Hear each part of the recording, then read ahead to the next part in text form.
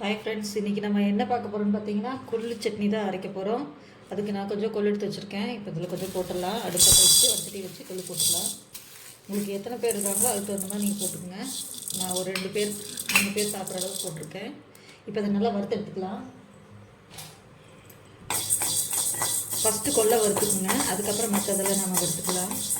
இந்த கொள்ளு சட்னி வந்து அவ்வளோ ருசியாக இருக்கும். இப்போ அதை நல்லா செவக்க வறுத்துக்கலாம். நம்ம எண்ணெயெல்லாம் எதுவும் ஊற்ற வேண்டாம், சும்மாவே வறுத்துக்கலாம்.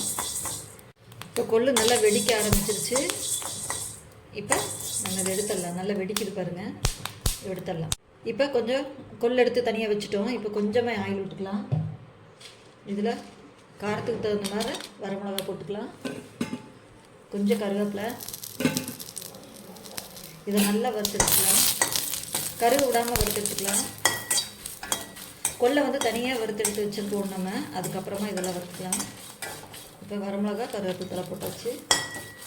இது கூடவே புளி, அந்த கொள்ளு பருப்புக்கு தேவையான அளவுக்கு புளி போட்டுக்கணும். நல்லா சுருக்கணும் இருக்கும். இது கூடவே தேங்காய் துருவலையும் போட்டுக்கலாம். இது ரொம்ப சுவையாக இருக்கும். இதே மாதிரி நீங்களும் ட்ரை பண்ணி பாருங்கள். அவ்வளோதான். இதை வறுத்தெடுத்து இந்த கொள்ளையும் போட்டு உப்பு போட்டு நம்ம அரைச்சிக்க வேண்டியது தான்.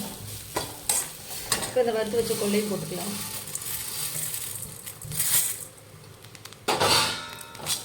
இப்போ இது கூட உப்பு சேர்த்துக்கலாம். தீ சிம்லேயே வச்சு வறுத்துக்குங்க, கருகிரும். உப்பு தேவையான அளவு போட்டுக்கலாம்.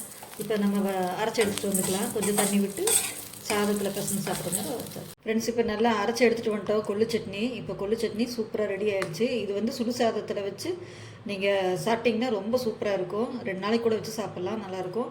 நீங்களும் இதே மாதிரி ட்ரை பண்ணி பாருங்கள். Bye friends.